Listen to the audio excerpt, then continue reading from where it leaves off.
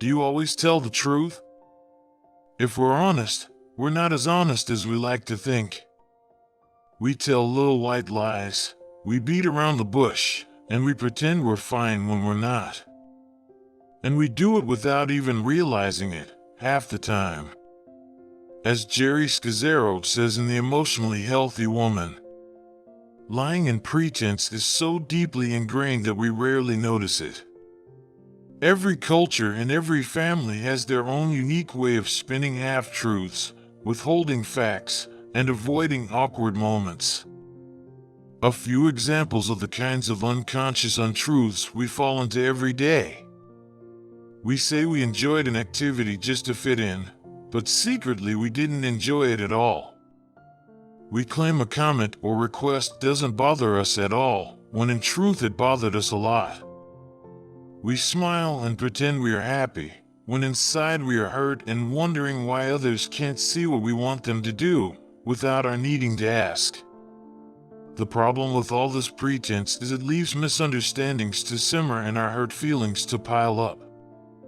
And that leads to strained relationships and stressful interactions at work and home. We need to learn how to speak truth with love. Speaking truth can heal misunderstandings, strengthen trust, and enable relationships to flourish. But it isn't easy. Speaking the truth will sometimes create conflict.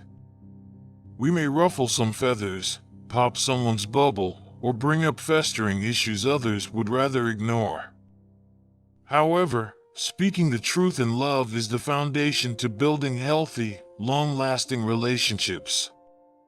Learning how to speak truth with love is a crucial skill that all of us can master.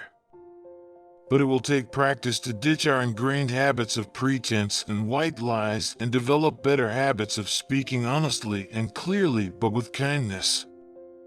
Here are the 4 key elements of speaking the truth with love. 1. Be respectful. If we don't start with the right attitude, we will quickly run into trouble. Speaking honestly isn't about correcting others or venting our feelings all over them.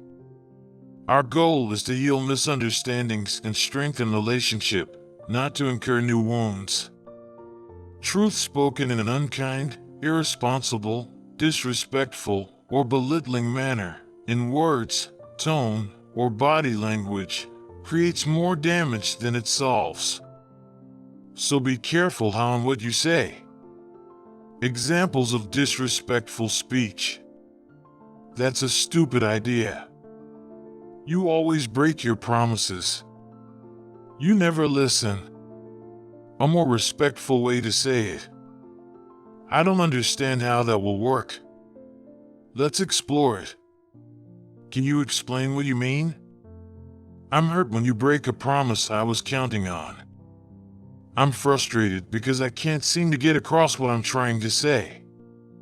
Can you please listen without jumping to conclusions while I try again? 2. Be honest. Honesty means saying what you think without half-truths or little white lies. Honesty also means admitting how you feel, even when you'd rather not admit it. Often honesty is at stake when we say what we think others want to hear to avoid conflict. But in reality, dishonesty buries the conflict rather than eliminating it. Examples of dishonest conversation. I'll think about it. When you mean no. It's no problem. When it's actually a significant inconvenience. It's delicious. When you don't like it and don't want to eat it again next week. More honest answers would be, I wish I could help, but I can't this time. I'd have to rearrange my whole schedule to do that. Is it possible? And make a counteroffer that is easier for you. It looks wonderful, but I'm not particularly fond of this flavor or this type of food. 3. Be clear and specific.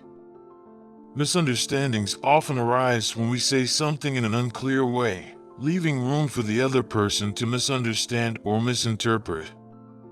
Unclear speech includes hinting, beating around the bush, vague statements, and asking one thing when we really want something else. Examples of unclear speech. It would be nice if I didn't have to unload the dishwasher every night. Listeners can agree wholeheartedly with this statement without any obligation to help. You need to clean up your room. Clean is too vague a word. How many times do I have to tell you not to leave your bike lying in the driveway? Clearer examples. Would you unload the dishwasher tonight? Will you put your clothes away, make your bed, and pick up all the stuff on the floor? When you forget to put your bike away, I have to get out of the car to move the bike so I can pull into the garage. Let's figure out a way to make it easier for you to put your bike where it belongs. 4. Consider the timing. We've all had those messy experiences where we've been simmering over an issue all day and hit the person with it the minute they walk in the door. Disaster, right? If we want to foster clear, calm, helpful communication, we need to discern when both parties are emotionally ready to face it. That means doing your best to avoid discussing touchy issues when either party is hungry, angry, tired, or in the middle of a project that takes concentration. But don't allow waiting for an opportune time to morph into putting the conversation off indefinitely. You may need to get your desire to talk on the other person's radar by saying something like, "We need to discuss what happened last night. I see you're not in the mood to talk about it now, but can we sit down after dinner?" Each of these 4 elements is challenging, but worth the effort. I hope you'll begin working them into your everyday conversations so they become habits.